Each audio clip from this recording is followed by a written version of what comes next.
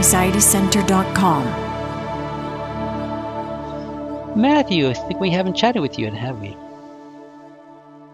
Yeah, it's been a while, actually. I'm trying to remember the last time I was on one of these Skype calls. It's probably first part of the year. Yeah, just looking through my notes. Yeah, it was. It's gone way back there, yeah. Yeah. It's so interesting to hear the different people on this call and just how they react to different things. And I'm like, oh, I don't struggle with that at all, you know.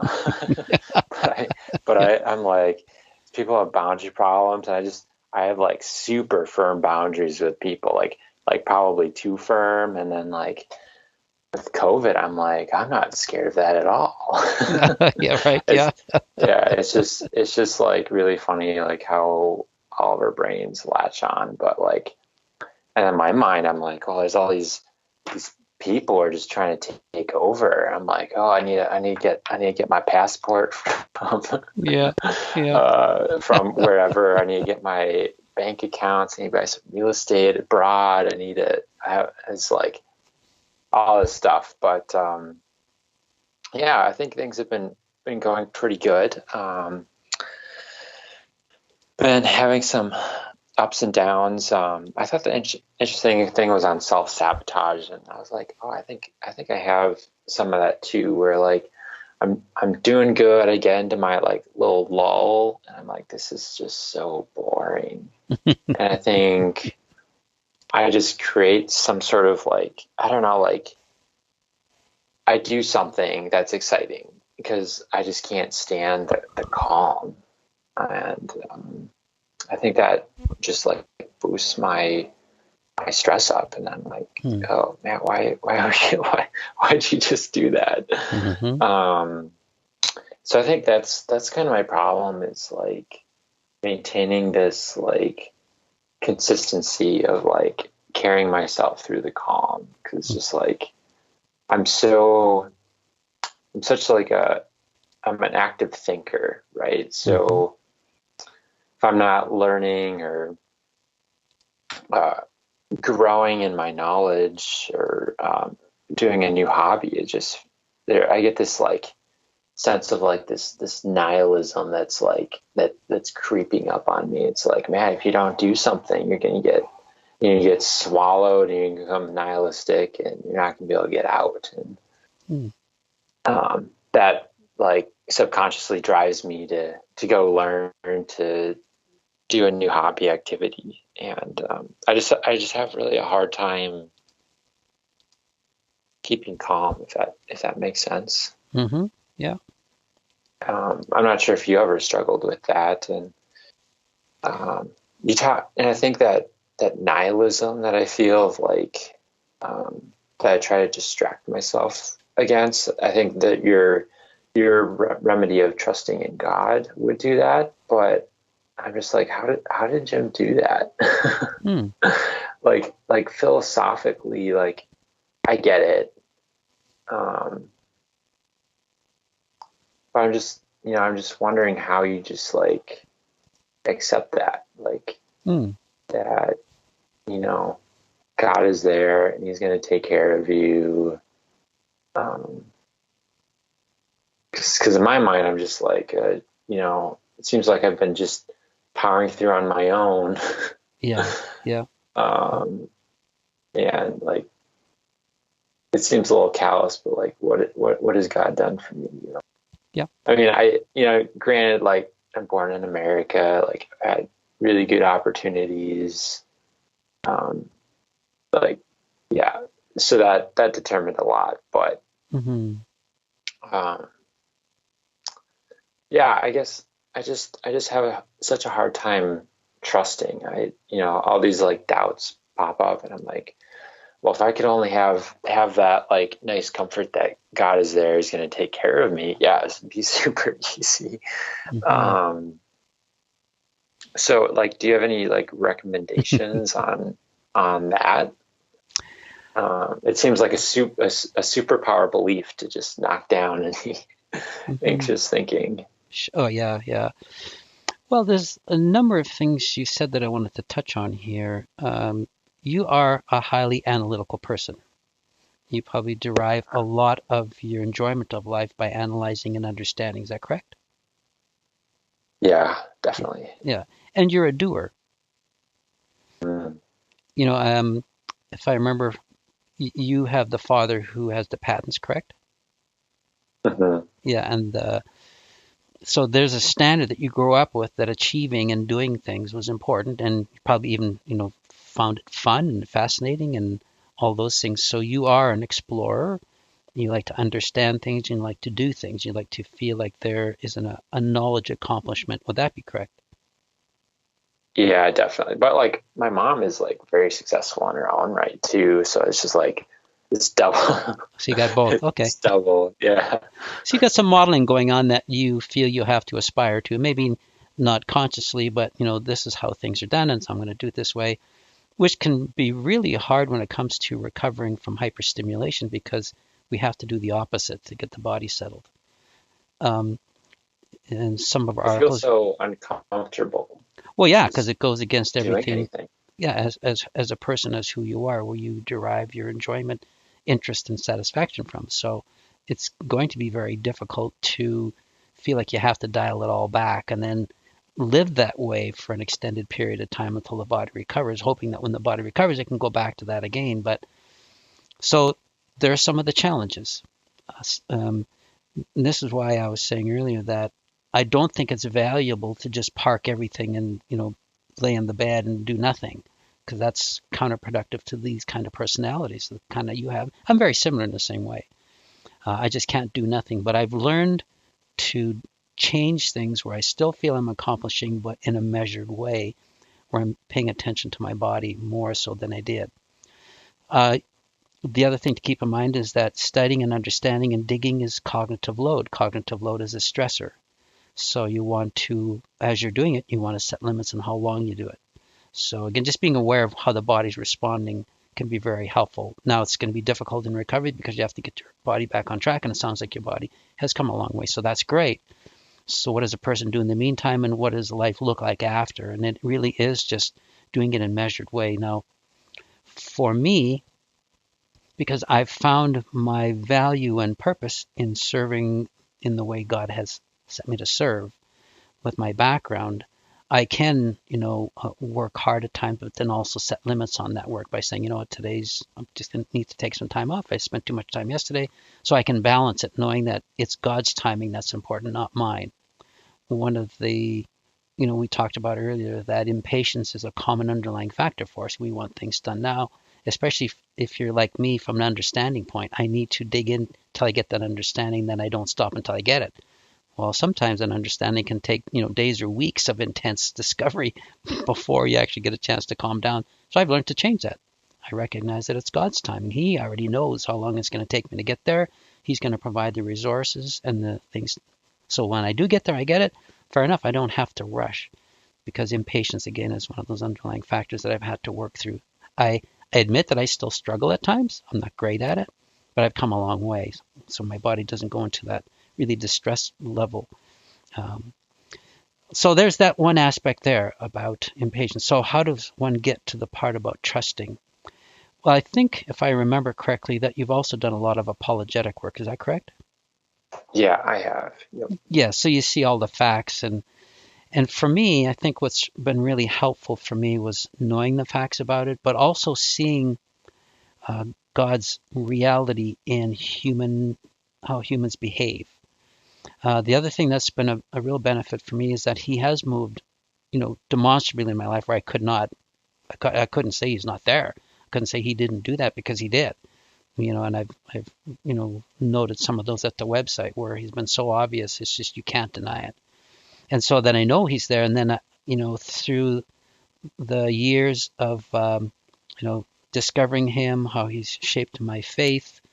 I think you remember at the website that one of my second uh, most important prayers was, Lord, build me unwavering faith. And He did that through a really difficult time, but that's been really beneficial, because I look back and that was definitely Him right there. So I know that I can trust Him. There's a lot of times I have questions about, why He's allowing certain things, but over the course of time, He reveals the answer, and I'm pretty good with that. So my faith has come from the facts and from the personal experiences with him and how he's worked in my life, so I can trust him for all these things. Now, that doesn't mean that I just need to sit back and let him do everything, because that's not the case. He'll guide me, but I still have to do the work.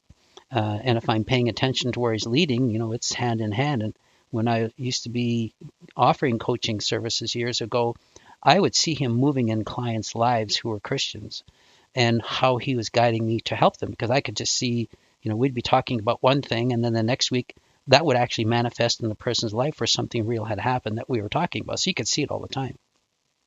So for me, it came down to, just walking with him, seeing how he works in life, knowing that, he's not going to bail me out of every hardship, because some hardships are valuable. They're good training opportunities. They're good learning things. And I know that for Christians, he's more interested in our character development than he is in our happiness. So I know there's going to be challenges coming our way, but he loves us all along the journey, and he's in every step of them, and every little piece of what we do. He hears every little prayer, even the small off the top prayers he hears. Now, he may not answer, because sometimes, I wanted him to answer that at the time, but when I look back, it's like, wow, I'm really glad he didn't answer that one. He knew better.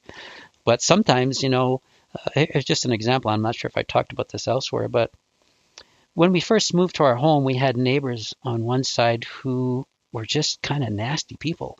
There was abuse going on. You could hear one of the people in the house crying all the time, the other one smacking.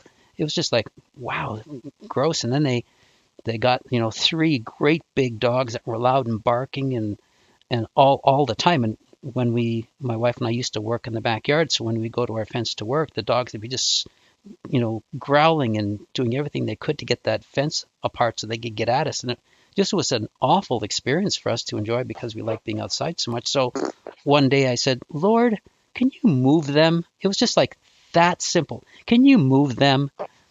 And, nothing happened for about 2 or 3 weeks. I had to talk with the neighbor about something, and I knocked on her door and I talked, and I said, this is going on. He says, oh, by the way, we're moving. Oh, my. And this is in the time when our economy was terrible in Calgary and houses weren't selling at all. But sure enough, they put the houses up 2 days later. The people bought it and they moved out. And the neighbors who moved in are fabulous. We have great relationship with the neighbors now next door. So it's little, prayer like that can make a big difference. So I've learned to trust him, that no matter what comes my way, he's either sent or allowed, and for my good purpose, or for the glory of him and his kingdom, and for another purpose. So I'm good with what happens.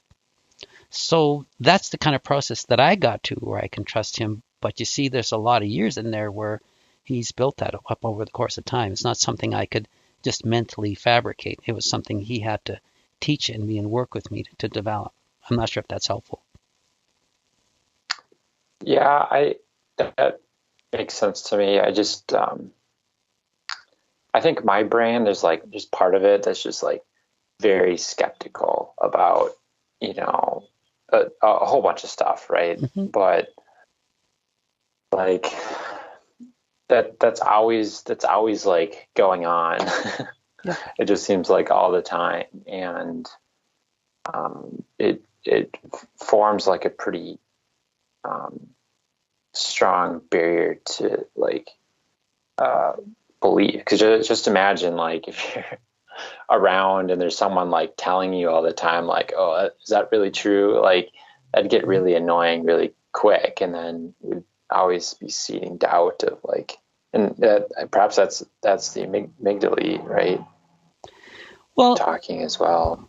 it could be. I think another underlying factor a lot of times that we are skeptical of a lot of things, and because of our backgrounds that have taught us to be skeptical of things that people say, we're more trusting in what we know, because that feeds back to the uncertainty aspect. We like predictability and certainty, and the best way to do that is to analyze things, and so we understand them so they are predictable and certain. But, there's not a whole lot of things in life that are predictable and certain. So we can spend a lot of time doing that, and oftentimes we don't get a whole lot long distance, other than creating skepticism and anxiety as a result. Mm-hmm. I think for me, like, if God wasn't there, then like the only option is like nihilism. Yep. And I really I fear that because man can't live with no meaning, no objective meaning. Yep. And I think that's something that I really fear. And so I'm like, God's got to be there, or else Yep. there's no hope. We're just fooling ourselves into thinking there's meaning. Yep. So I think that's why I say it's part of a fear of mine that my brain plays on me is oh well, that'd be terrible if God didn't exist. So we're gonna make sure Matt's aware that this is a terrible thing. Yeah. And put some skepticism in. So I don't know. Well, I agree with you 100%. And that's why I say, human behavior has been another evidence for God, probably one of the clearest ones. I mean, if you're not looking at all the other things, I mean, there's so many. That's just that, human behavior is one. Almost everybody knows objective morality. Mm-hmm. Everybody does, no matter where you are around the world, even if you don't even know about God, you still know that some things are right and wrong. And the quickest evidence of that is watching children. Children at, even 1 year old, if you take something that they like, they're going to let you know that that was wrong. If God didn't exist, that wouldn't happen. You would care less. Because objective morals have to come from a standard we already know. Kids aren't born with objective morality unless it already exists. Well, we already know kids are born with objective morality. A few months, we know they have a moral standard there. So objective morals are there. So that's another evidence of God. Objective morality does not come from material things.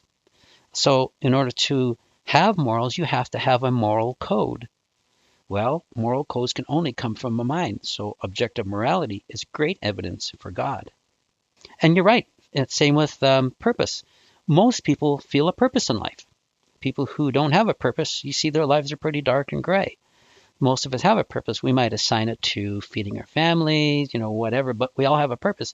If God didn't exist, there would be no objective purpose. Therefore, we wouldn't have a purpose. It wouldn't matter if you had a family or not. It wouldn't matter if you had a job or not. It wouldn't matter if you killed thousands of people at a time or not. Wouldn't care, because if there's nothing beyond death other than this material plane, who cares what happens? If we're all just going to die and forget about it anyways, there's no reason to be moral, is there? But we don't live that way. All of us live morally, or at least we try to. We have moral codes in our law system, sure, to keep society safe, but some of them have nothing to do with safety. It's what's right and wrong. So we know objective morals exist, and that can only come from a source outside of ourselves. Now, as you know, working in apologetics, objective means independent of thoughts and feelings. It has to come from somewhere. Well, if we already have it, well, it can only come from one place. The interesting thing is that right from the beginning, the reason why humans have fallen is because we gained the knowledge of what? Good and evil. We gained the moral code. So it's right from the beginning. And it's funny, that's how God expresses it in his word, because he wanted us to know where it came from. And then you have other things, in terms of behavior. Why treat someone nicely if there is no purpose to life or nothing after life? There's no point in doing that. You can say, oh, because you want to, some people will say, well, we want to flourish and be nice to other people. But that's just nonsense if nothing exists, if everything dies after death. So there is all of those things already in place. And then you build in the time that we're on Earth. We're only at a very small window in universal time where we can actually see the universe from where we are. Otherwise, it would have been obscured. So, if you look at the fine tuning, all the different things point to there has to be a God, because you're right. If God doesn't exist, it is nihilism. And as you know, a lot of atheists have already come to that conclusion. If you look at some of the, all the good ones, right? Yeah, they realize it because they're willing to admit it, right? They know that. Right. Yeah. And so we have really good evidence that God is there. And of course, he let us know in the most obvious way possible by coming to Earth, doing what he did, being accused of claiming to be God, and then dying to prove it, and then rising again, right? So no other belief system on Earth actually has that. You have stories and folklore and all these kind of things, but not that so identifiable that it changed the course of history for everybody. So it's just so many things, but I think really what it comes down to converting that head knowledge to heart knowledge is that personal experience of really wanting to know God and really digging in and asking Him to be obvious in your life. And sometimes those are hard prayers because He teaches us in difficult ways. It's not easy. Yeah, and so you and I have talked about like relationships, Yeah. and I just had my relationship end like probably a month ago, and I think now I'm looking back on that, like I think that had contributed significantly to my stress level, but also like this like relationship with God. So like I think that ending is perhaps will help me in that aspect, that there's not this constant dread or issue coming up. So I am excited about that, and not having uh, not having that dread and the Mm. detrimental effects on my spiritual life. Maybe I'll be able to trust the God relationship a little bit more to basically undergird my work and anxiety. Hmm. If that makes sense. Yes. Just so I'm understanding, is this your key relationship? Yeah, Okay. yeah. So yeah, we basically decided it wasn't good for us, like spiritually, and like we had like my anxiety wasn't really getting better, and Hmm. it's like, well, perhaps this was one of those key contributors to it, right? Hmm. Sure. Okay. Gotcha. Yeah. And here I'll just, again, I can only tell you from my personal experience, the time that my relationship with God grew the most was when I was single, because then God became the key person I related to with on a regular basis. He became the one, that you get other sources of strength from if you have someone else in your life. Now, I love God with everything that I am, and a lot of times it will move me to tears when I think that He allowed me to bring a woman into my life that I could have that close relationship with while He took a back seat. And for me, that just shows how much He loved me, that He would be willing to take a back seat to a key relationship just because He loved me. That doesn't mean I still don't chat with Him. I do. I pray on a regular basis, talk to Him all the time, but not to the same degree as when I was single. And at that time, I was traveling between two cities. It was about an 8-hour drive, and I'd spend lots of time on the road. And I'd listened to every apologetic thing that I could listen to. He and I talked tons and tons of times. And I see so many times in my life where he was so close and so obvious, it's unmistakable. But then again, as he introduced me to Marilyn, and her and I got married, and we are serving him, and we do love him, we do pray, but it's still not the same depth of relationship with God that I had when I was single. So this might be a really good opportunity for you to grow that level and have God move into your life where you can move to that place of unwavering faith and trust. Mm-hmm. Yeah, and I have been meeting with like some people, counselors, mentors, and stuff like that, and I am excited for like where I will go. Yeah, and just the resources I have now are just like is going to allow me to be a lot more open to new opportunities of serving and giving, Mm-hmm. especially like taking time off to go and help people who need that. Oh, that's wonderful. And you won't have that constant source of negativity in your life. Yeah, I was just telling my parents, it's like night, because I didn't realize the sense of like dread I had. Mm-hmm.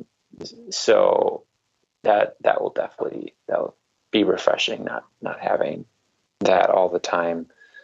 Yeah. Not to detract about how wonderful a person she was. She really is. It just, I don't think it was a good fit.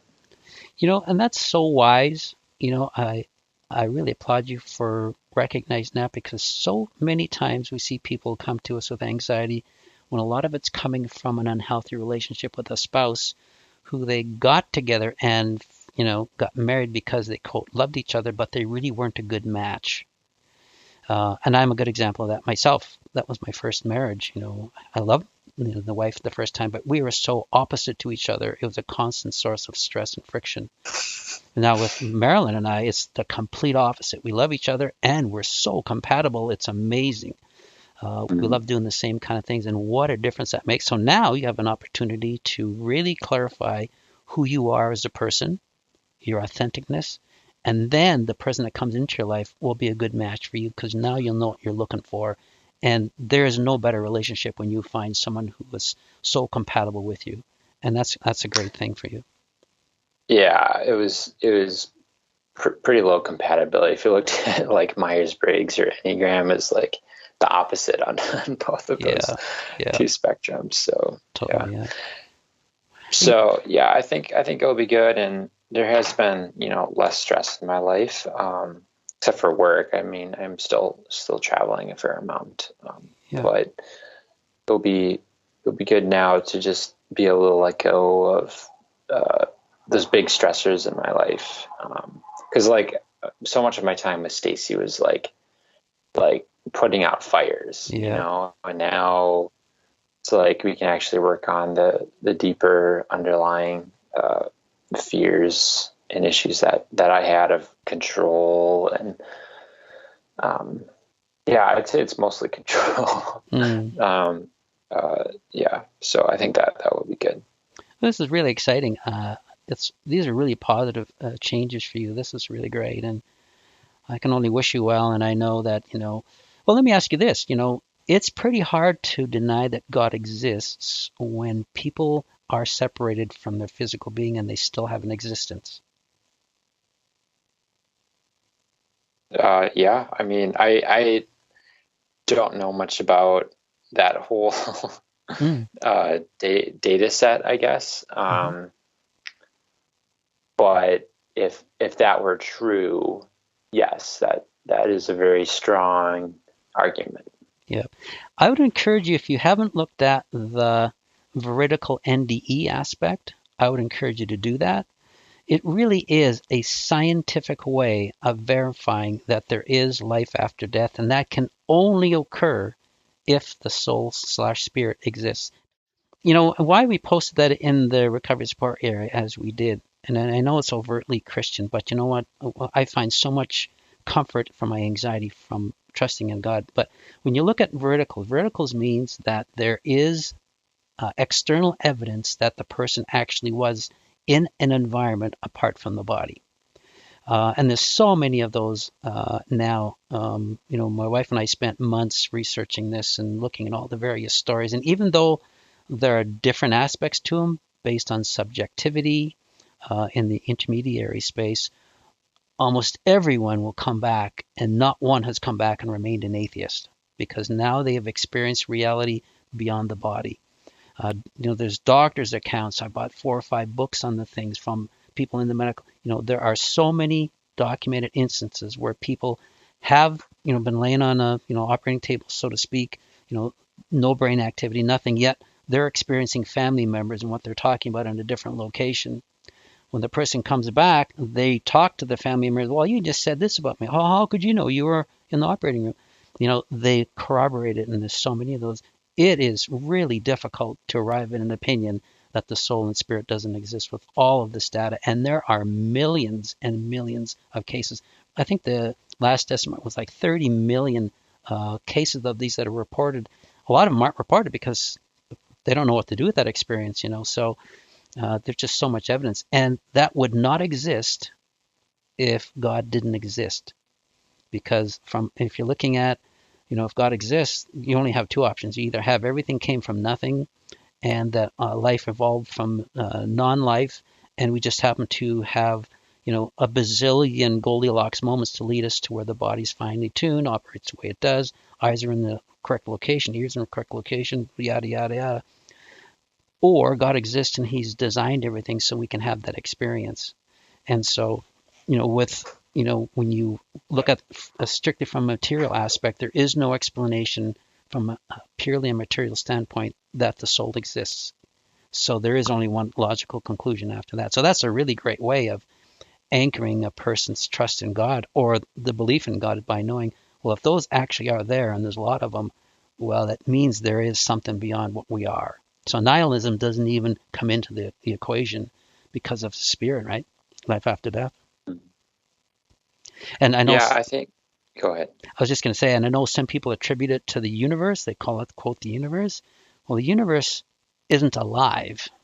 It's a big space comprised of physical elements, but it's not a consciousness that thrives. And so, nihilism can't exist in that kind of a space, which is really cool. Now, why we posted that is to help people overcome their fear of death, overcome their fear of uncertainty, because if God is there, says what he says he does, we can trust.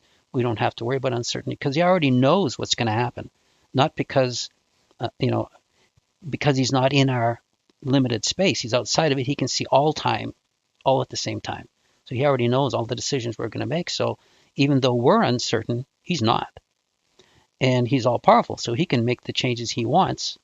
And he does that for our benefit. So again, when it comes to things like that, like I have upcoming surgery coming and so on and so forth. In the past, I'd have been worried sick, but I really don't care because I know God's in charge of it. He can intervene whenever he wants. Whatever he allows happens to me is because of a good reason. I'll probably find out, maybe not now, but after. So I don't have any fears. And that's why we want to help people move beyond the fears of uncertainty, what's next, life after death, all these things, so they can get rid of some of these deep core fears. Mm-hmm. Yeah, that makes sense. I find that that's driven a lot of my behavior, like this fear of like not having meaning, because it's like, I do all these financial things and buying real estate to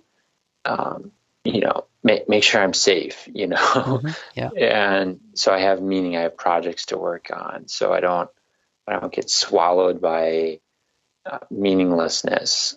And I think that's why I have such a hard time like shutting or turning down the thermostat, right? Is what I think Stacy calls that, and keeping it down, because the only time to feel alive, I think I fill my life with all this activity. Mm-hmm. Yeah. Because I'm not trusting that it's all okay. Yes. No matter what I do. Yeah. Does that make sense? Absolutely. You bet. Yeah. And this is where a trust in God can make a huge difference for your life. I mean, for me, when I've looked at, what is life all about? Well, from a Christian perspective, it's number one is for us to come to the knowledge of God. Number two is for us to decide what we're going to do with that knowledge, whether we choose Christ or reject him. Number three, then after we've accepted Christ, is God goes through our life and shapes our character, turns us into the character of Christ, and then also to serve, to help others come home to him. So for me, the meaning is quite clear, and it's eternal, God-given and eternal. I mean, all the other things that we do really stay on earth, like, the material things we do in life, they stay here. One of the most harshest reality that I had to experience before becoming Christian was I thought the work that I was doing for the company that I was involved with was valuable. And so we worked hard and built a nice company back then. And then, one of the partners in the company was not a good person. And so he was doing stuff that I completely disagreed with. So I resigned from all the boards. Next thing I know, I was out of my ear with nothing, and they just moved on. It's like, wow, all that effort I poured into that for nothing. And so, which actually drove my search into, well, if there's something beyond this, there's got to be something here. So that's what drove my spiritual journey. But after coming to Christ, I realized, wow, we have an eternal purpose. And that purpose matters for eternity.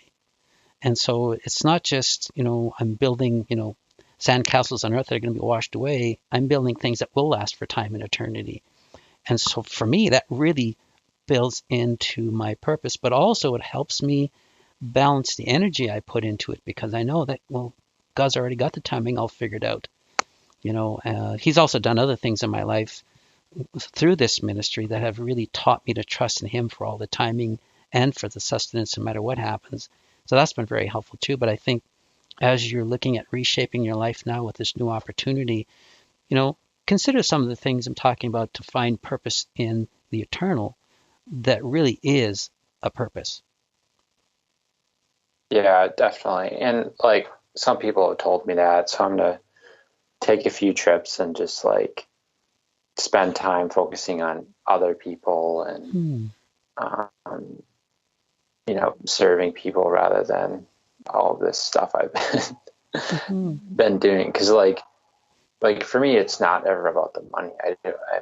I'm very frugal. I don't spend very much money, Hmm. and it's like, well, I can just spend this time helping, serving others that are way less fortunate than I am. Hmm. So I think that's on my like to-do list coming up here, to reprioritize my life. That's real exciting. I'm really excited for you. Yeah. Yeah. I know it could be So uncertain, but I think what's coming ahead, is going to be awesome, and like with recovery, can't be in a hurry. You have to let the pieces fall into place over time. But I think once you get to where you're going and you look back, you'll see, wow, what a transformative time in my life. Yeah. yeah, I do feel a lot better just like right now Hmm. from where I was like a month ago, Yeah. just free and not weighted down by this dread of all this interpersonal Yeah. issues. So Yeah. Um, I will, just throw this out there, take it for what it is, but you're high intelligence, highly analytical, um, and those are wonderful qualities, but there are a few people like that to choose from as a life mate. So be patient. mm, I prayed my face off to God about finding the right person for me, when the right time came, and he brought the perfect person to me. We're very similar in that regard. She's also very analytical, smart, also introverted, not to the degree that I am, but we're just such a perfect match. And so if you are, at some point when you're ready and the timing is ready, yeah, ask God to bring that person into your life, because we came together over thousands of miles. Like it never would have happened if it wouldn't have been for his orchestration. Not a chance.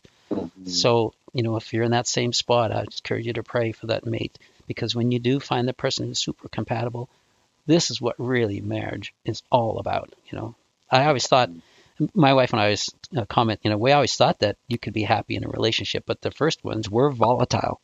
But when you're right with the right person, it was fabulous. So yeah. yeah, it was really interesting how the anxiety thing tied into a relationship of like not like fearing letting go because it's like, oh, am I going to be able to uh, be okay with all the fallout from all of this, and Hmm. then fearing the uncertainty of all of that, and then it finally happened, and then like all of my friends are just like so wonderful, supportive. Hmm. The pastors were great, and like that, like there's this one guy I met with, and he's so compassionate, and like I can be an abrasive person, so some people don't treat me like great, but this guy he was like the most compassionate that someone had ever been to me in my life, and it like brought me to tears, Hmm.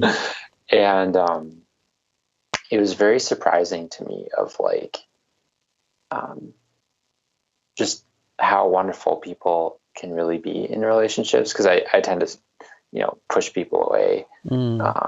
and I'm like, I had all of this fear and anxiety for nothing. Yep.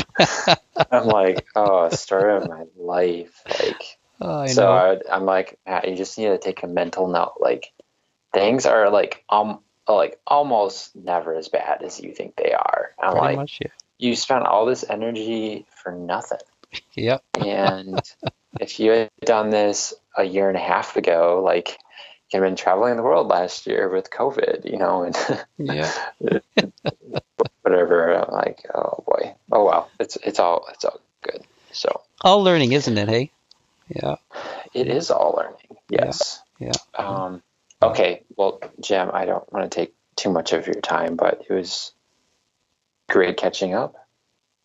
Yes, I really enjoyed it.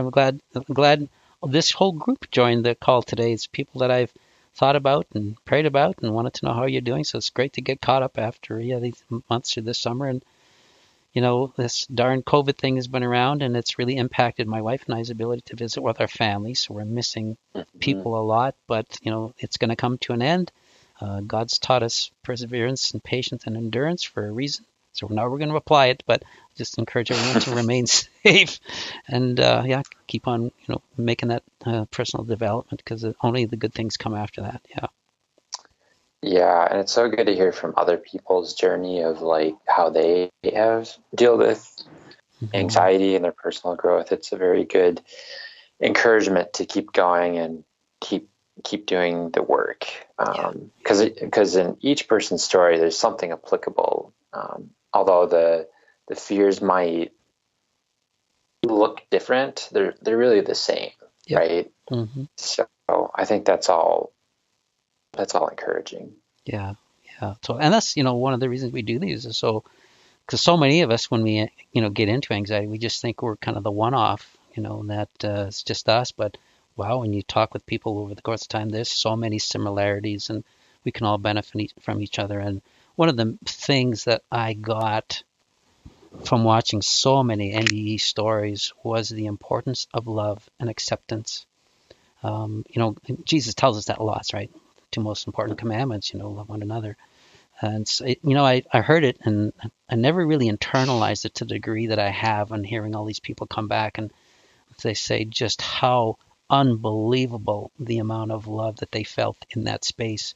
And so how that applies to other. And what's the best way to live on it is to be here and to understand and to work together with each other so that all of our lives are better. So, you know, so it's great that you would, all come on and be vulnerable to talk about these things so that not only can we benefit as a group in this call, but those who are listening down the road can benefit. So totally appreciate Mhm. it. Yeah. And Matthew too, I really appreciate it and love hearing your updates. Yeah. Yes, thank you, Jim. Thanks to everyone else. Yeah. Well, I do want to thank everyone again for being vulnerable enough to have these sensitive conversations. Not everybody is willing to do this, and so it's you people who are willing to take that risk and to say these things that are sometimes close to our hearts, so that others can hear it. And we've had so many people listen to these Skype conversations over the course of time. You can't even imagine how many people's lives your stories have touched. And so I just encourage you to keep going and working on the things so that one day when we have this conversation, you'll be able to say, hey, I'm doing great. I've done the work. Yes, it was hard, but I can't believe how wonderful it is, so that they can experience that as just as much as we have, so that you can do that to others as well. So thank you so much. And, we're praying for you all. If you think of us, pray for us too. We've had some challenges with the ministry. I got a health challenge going on. My other hip is failing, and I found out 3 or 4 days ago that I have a 3-year wait for surgery. So if you could pray for us all, that would be great too. And so take care. Until next time, watch the members area. We'll post the next Skype discussion on the members homepage, likely in about 30 days, and we can maybe connect again and get an update. You can come to the States for your hip. All the surgeons over here, they'll get you in by the end of the week. Yeah, yeah. I just don't have that amount of money to pay for that surgery. It's the problem. They have the Yeah, little boutique, might cost you your leg, Jim. Yeah, that's right. I know. Yeah, sheesh. surgery center I used to work at. They have an out of pocket Oh, pad. sorry, you cut out there again, You just Marguerite. have to get all the way to Kansas. Oh, yes. Huh? Sorry, you cut out there just for a minute. Oh, the little boutique surgery center I used to work at, they got an out of pocket price. Hmm. You just would have to get to Kansas. Oh, yeah, yeah, sheesh. Well, we have, the public healthcare system up here, and it has a good and bad component. The good component is that the costs are reasonable. The bad component is that it's so backed up. And now with COVID, as you can imagine, Marguerite, we're years behind in important surgeries. It's because we've had such a run on our medical system. So Is it pretty bad up there? I mean, are you guys still getting pretty hammered with COVID? really hammered right now. Our province is, Delta's made its way up here about 2 months ago, and our ICUs are They've had to open up spaces. We don't have staff anymore because they're all burnt out from the year and a half of doing that. Yeah, it's real bad. We're in the worst shape we've ever been in the entire course so far with COVID in terms of hospital availability. The U.S. is pretty bad too. The Delta variant is really just wreaking havoc. Yep. And we're getting our fourth wave now, and it's a big one. And and they're seeing vaccinated and unvaccinated. Yeah. They got vaccinated and unvaccinated on the vent. Yeah, right now for us, we have about 22% of people hospitalized are breakthrough cases. And, they're above 60 and have, multiple health conditions. And we're seeing a lot of deaths now, and that even with double vaccinated, because it's so prevalent here. Yeah, and I think for a long time they didn't realize my anxiety, my eating disorder psychologist, her husband is an infectious disease. And so,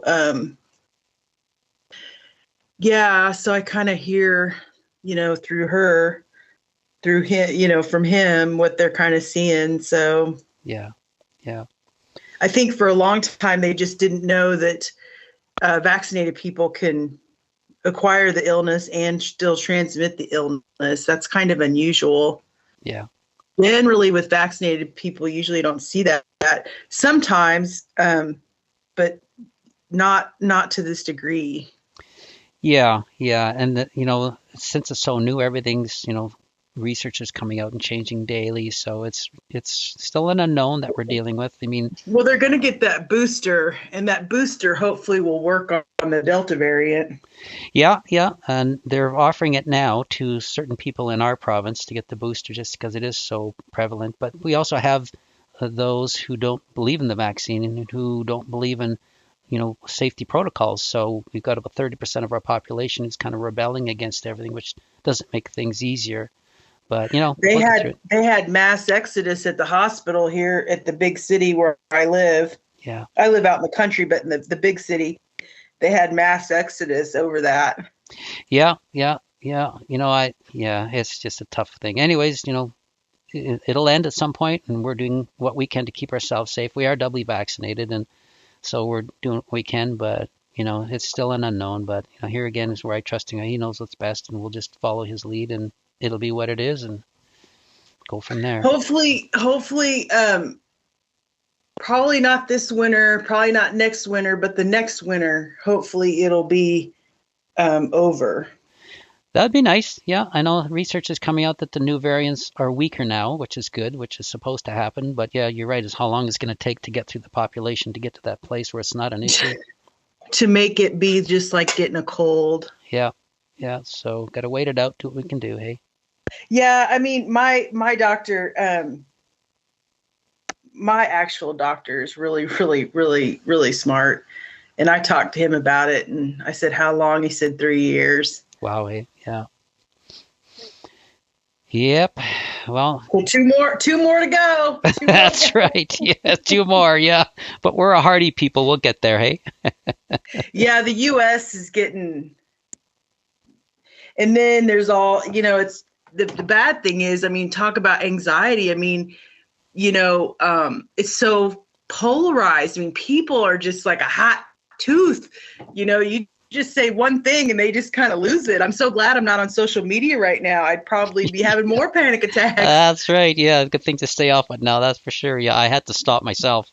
It's just it's just too much, and so it's getting crazy. I mean, people are just, which I mean, it makes me sad that it's become so politicized, and you can't even have families are breaking up over this. Like, yeah. You can't even have rational discussions anymore, or even just say, like that lady today, Oop. I'm struggling with anxiety, and so it's really, the minute they put that shot in me, I'm going to have every symptom. And so she's trying to cope and do the best she can, but it's like people just get so crazy. Yeah. It is. Yeah. We have, similar splinters in our family where some are just so anti everything, and yeah, it hasn't been good, but we've we've agreed not to talk about that topic, and people will do what they do. So yeah, it's just a tough That's thing. a good idea, Jim, is to Yeah. leave it at the door. Yep, pretty much. Yeah, yeah. We still live with each other, and we can disagree, and that's healthy too. So that's where we've left it. You know, it's like my mother-in-law, she was just on me about the shot. And I finally was like, you understand, I'll go with you to the pharmacy right now, but they will not give me that shot. They'll tell me, oh no, you gotta go. They won't give it to me. Yeah. Yeah. You know, Totally. and finally, after like telling her about 5 times, you know, explaining to her, you know, she, Oop, you cut out there again. you know, let me off the hook, but God. Yeah. Oh, I was just saying that my mother-in-law, you know, she just had a really hard time comprehending. I was like, they will not give me the vaccination. If I go down here to the pharmacy, they won't give it to me with my history. Yeah. Totally. Yeah. Yeah. And, you know, but she was just so, Oh my. Yeah. you know, just so, you gotta get the shot, you know, and it's like, oh my goodness. Which I get it. People are terrified. It is scary. Yeah. And the media has just the circus, you know, and. Oh yeah. Yes. It really has been a fiasco for a lot of different reasons, but. All right. If you need a good orthopedic surgeon, let me know. Okay, sounds good. I appreciate the offer. Well, God bless Come to everyone. Kansas. Yeah, you bet. Well, God bless everyone, and Take care. have a good month or so, and yeah, keep care as well. Bye bye for now.